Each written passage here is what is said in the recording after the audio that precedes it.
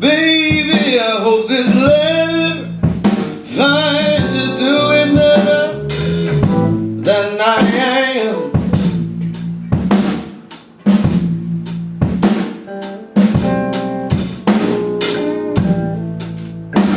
I know it's been a while since I wrote you, since you heard from me.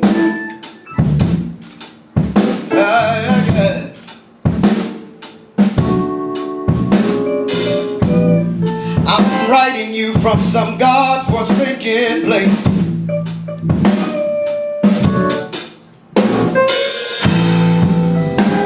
where they'll soon as kill a man, woman, boy, or girl, because of their race.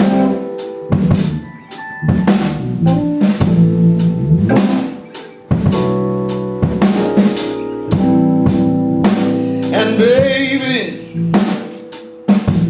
every other day your mother has to say the words that no mother should have to say. She gotta say, baby, she gotta say, oh, goodbye, baby. Hey. She gotta say goodbye, baby. She gotta say goodbye, baby. Oh, and baby, the preacher keep telling her that she should forgive,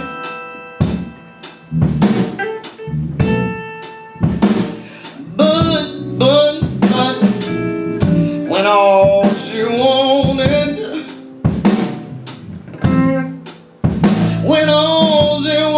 was her baby to live. Hey, she gotta say goodbye, baby.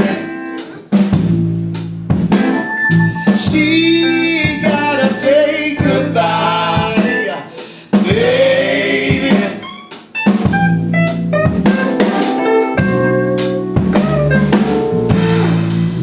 And baby, all of her life she struggled to make $1 out of 15 cents.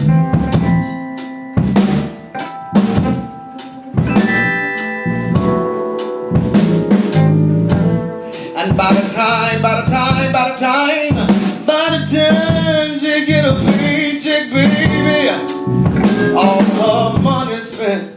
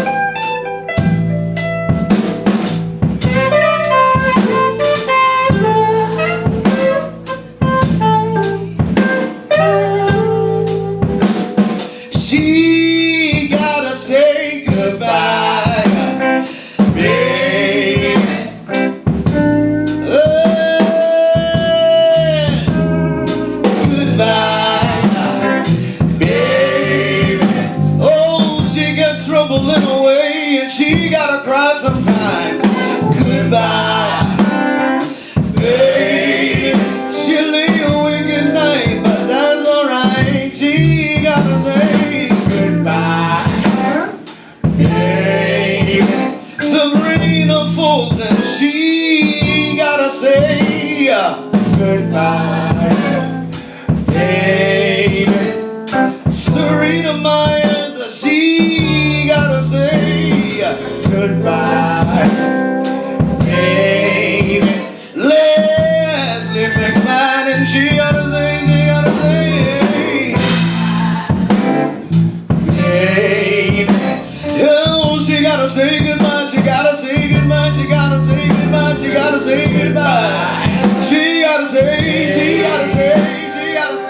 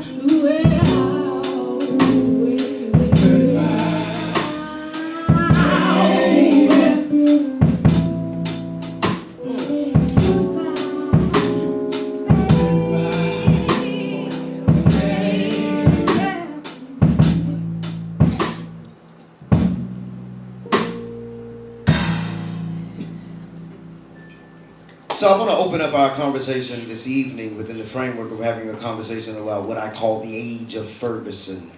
And the age of Ferguson is bookended by two zeitgeists, the zeitgeist der Ängste and the zeitgeist der Frohheit. By zeitgeist der Ängste, we mean that the spirit of the age of angst that in part begins with, and it is articulated and embodied in the presidency of Barack Obama, which we saw over 250,000 people gathering in Germany because after the era of George Bush, we saw the possibilities of something democratic emerging outside of and inside the most powerful empire in human history, the United States of America. And so this sense of freedom, but it's also touched by and tampered by a zeitgeist der Ängste, meaning that the ways in which we struggle to come to know ourselves, and the angst written as a part and parts of our understanding of the global collapse of the economy, which dominated much of the political life and the social landscape of the United States of America beginning in 2008. And so that angst and that freedom are at work, and that perhaps we are, in our conversation about the courage to rebel, is a conversation that it attempts to bring in about, to usher in a zeitgeist der agape, a kind of spirit of age that is primarily obsessed with sacrificial love. But love not as a term of an emotional bosh, but rather the kind of love that one is willing to put one's body on the line for something older than oneself and bigger than oneself. And so then, between these two bookends, we have a conversation about the age of Ferguson, which is characterized by three distinctive features. Those distinctive features being, one, the occupation of public space. And so West Florissant in St. Louis, Missouri was our Tahrir Square, because it is a reaction over and against the three primary features of neoliberalism, which are privatization, militarization, and individualization. And so then the occupation of public space is a response to the privatizing of space, in which in the United States of America, that the primary form of the public square is the mall, where one buys and consumes. It is not a place for democratic dialogue. It is not a place where we come to understand what it means to be democratic citizens within the framework of this particular Western democracy, this first attempt in human history at a multiracial civilization. And so the occupation of public space and the rejection of traditional leadership, whether it be the multiplicity of elections that take place in Egypt, whether it be the revolutionary government that is in part emerged in Tunisia, whether it be the young people who are engaging in resistance in Gaza during the vicious attack by Israeli apartheid forces upon the people of Palestine, that we see a critique among young activists, not only of the occupation, but we see also a critique of the Palestinian Authority. So there's a rejection of traditional leadership. In the context of the United States, Al Sharpton can come on the street at night in Ferguson because that leadership has been rejected. And then the third distinctive feature of the age of Ferguson in our conversation about the courage to rebel has to do with our understanding of the fact that this generation, your generation, is calling into question the very systems that previous generations sought to be a part of. And so the part of the popular mythology, this is not the history, but we're talking about the mythology of the civil rights movement, was integration. But what we're seeing in terms of various forms of organizing is the calling into question the very legitimacy of the system of which people have attempted to integrate in. This is much of the question that we have to do that emerges out of our understanding of the nation state. For the nation state itself is a problematic feature given its construction of borders, and it decides who is in and who is out, who deserves civil rights, who deserves human rights, and who does not. And so the construction of the nation state is a problematic feature, particularly in the context of the conversation about Israel and Palestine, that if the objective for previous generations was the creation of a two-state solution, we see young leadership bearing a critique that understands the ways in which that the very notion of the nation state itself is in question, thereby calling into question the very notion of modernity. For we see the rise of fundamentalism. On this point, I do agree with Zizek, just this point, that we see the rise of fundamentalism in this particular age of Ferguson has to do with a failure of modernity. That the promises that the Western civilization made to their previous colonial subjects about engaging in certain forms of modernity, i.e. capitalism, as a way to increase the quality of life of its citizens, has proven to be fallacious. The same is the case for young people who turned out in record numbers for Barack Obama. But for many young people at this point, given the political construct and the ways in which African Americans have lost on every social indicator under a black president, that the emperor has no clothes. So it's a calling into question these various systems, and this is the way in which we come to understand the age of Ferguson. And then a conversation about the courage to rebel, we raised the name of the great Albert Camus, my soulmate, who says that when the rebel rebels, the rebel is saying no, but the rebel is not only saying no, they are saying yes to a different set of possibilities. And so the struggle is not simply a struggle of existential proportion, meaning the ways in which we attempt to make meaning for ourselves and as finite beings faced with infinite possibilities of death, dread, and despair, but rather it's not only about how we make meaning, but it's a calling into question the very ontology of those things that have been given to us. So it's an unearthing, a calling into questioning, a wrestling with these various notions of whether it be integration into the American Democratic Project or whether it be the possibilities of modernity in the Middle East. And so the courage to rebel begins not only at the existential level in terms of the way in which people come to make meaning for themselves, but it is ontological in that sense because it is constructing a new mode of being. What kind of human beings are we going to be? Now, I come from a tradition of a people who had limited and continue to have limited political victories. For we exist in a nation that has two glaring contradictions. One, the stating of the obvious is a revolutionary act. Black Lives Matters. Another feature of the recalcitrant nation in terms of a constructed as a morally bankrupt project that is about the enslavement of black bodies upon stolen land, so it is ontologically flawed, that within the framework of that system so morally bankrupt that it has, that people of African descent, and we can add that to women broadly, we can add that to gay, lesbian, bisexual, and transgender persons broadly. We can add that immigrants. We can add that on the question of the Islamophobia that work in the United States of America at this particular moment in history, that we come to understand that this system has been so recalcitrant that it didn't even want these historically other people to participate in this morally bankrupt system. That is the nature of what we are wrestling with. And so the courage to rebel in the face of these kinds of onslaughts, which are highly material but also existential, because they help shape the way in which we define and note ourselves in this context. And so the rebellion of the people who produced me are a people who have come to understand, given that they had such fleeting political victories, that their legislative assaults are always underway and always under attack. Even the Voting Rights Act, consistently under attack for the past decade, is that when we could do nothing else, we would sing a song. That part of who we are as a people is, how does one come to wrestle with one's humanity in the face of inhumane conditions? And so then music becomes a way in which it is a salve, it is a possibility, and it's not simply about soothing individual anxieties, but it's about empowering a people and also articulating a collective well. This is why we began with the mothers of the tears and the wails of the mothers with Goodbye Baby. Because we can't have an abstract conversation if we're going to have a real conversation about real human beings and real beings, not simply couched in abstract conversations and abstract notions of police brutality and police reform. We're talking about mothers who have lost their children. And so we name them as a way to keep track of their humanity. And it's not only about naming those mothers, but it's also naming those who suffer a disproportionate amount of violence at the hands of the state, particularly those transgender folks who die disproportionately, not only in the face of police brutality. Some 33% of all trans folks have found themselves inside the prison industrial complex, highest levels of suicide, disproportionate levels of suicide among this population by virtue of the fact that so we name them. So we say India Clark as a way, Lamia Beard, we say their names as a way to keep track of their humanity in such a way that the possibility to rebel in this particular context has to do with us keeping track of the names of the people and not to disembody them while disempowering them.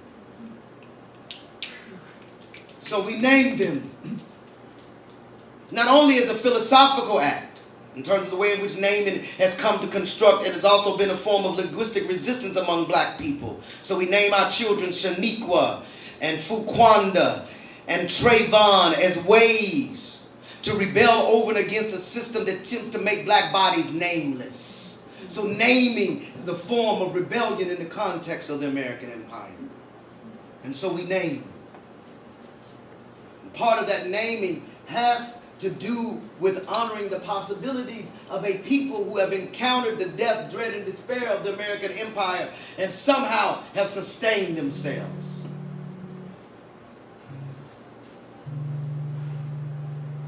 And the way in which they sustained themselves has been through mourning. And mourning not simply as a form of wailing with no end, but it is a marker unto itself. It is the possibility of saying to oneself that one is grieving, but we don't let the grief have the last word. And part of not letting the grief have the last word is to be able to sing one's way out. This is the best of the black tradition. So we sing. Francis, I'm here to hold you. Shot down in cold blood. Sister, sister, I know I'm late. My hands are bloody and that's on me. Lover, you love my body. Love my body, but not my soul. Baby, baby, I dream you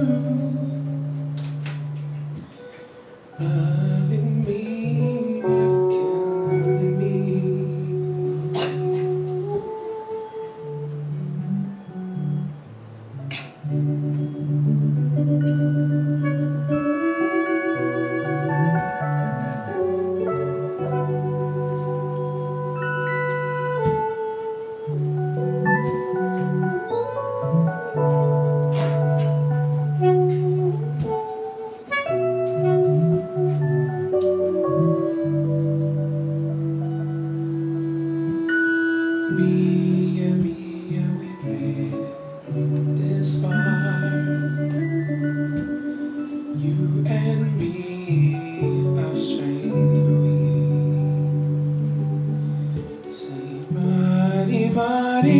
don't give up now. You were always meant to live.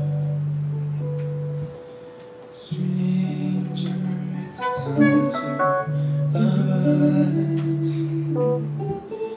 Know us, fight for us. And stranger, it's past time to love me, 'cause my time has come too early.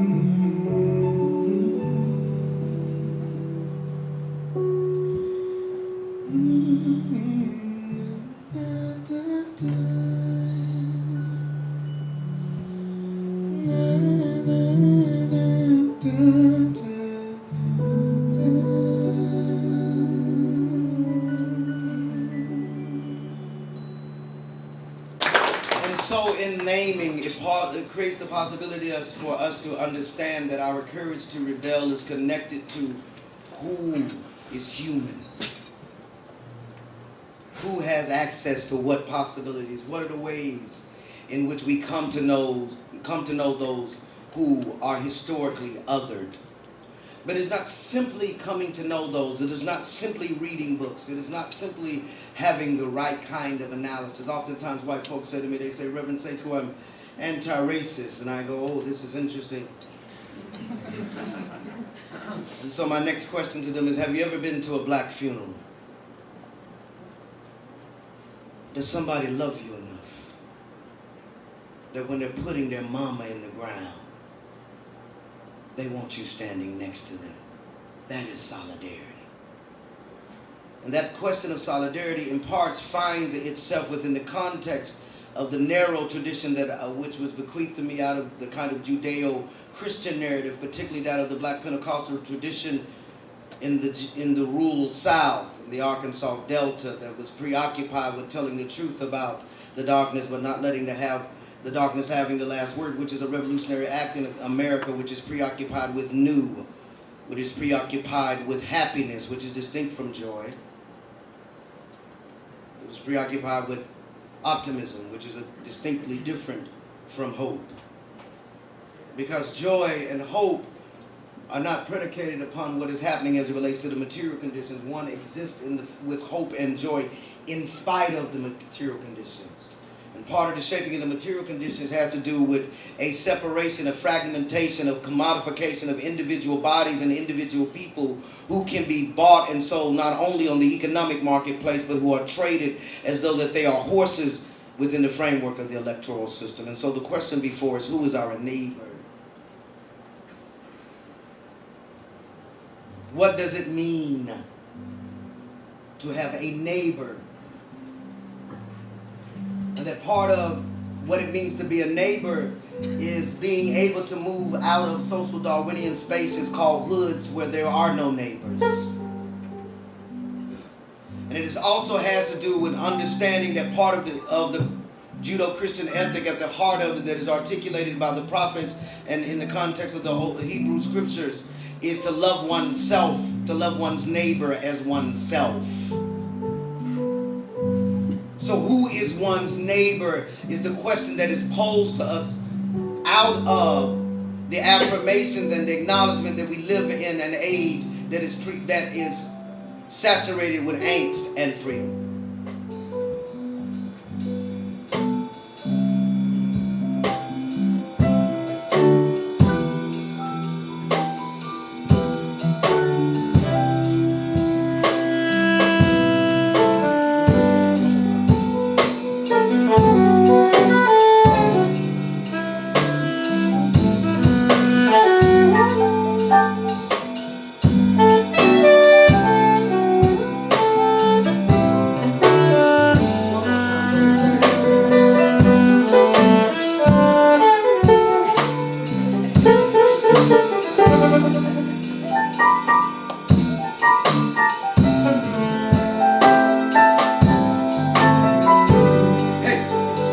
I can hear my neighbor crying, saying I can't breathe.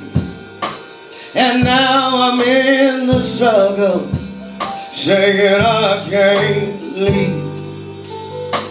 We're calling out the violence of the racist police, and we ain't gonna stop until the people are free. Hey, I can hear my neighbor crying, saying I can't breathe. And now I'm in the struggle, saying I can't leave. We're calling out the violence of the racist police, and we ain't gonna stop until the people are free. Say it with me, I can hear my neighbor crying, saying I can't breathe. And now I'm in the struggle, saying I can't leave. We're calling out the violence of the racist police, and we ain't gonna stop until the people are free. Hey, I can hear my neighbor crying, saying I can't breathe. And I'm in the struggle, saying I can't leave. We're calling out the violence of the racist police, and we ain't gonna stop until the people are free. We ain't gonna stop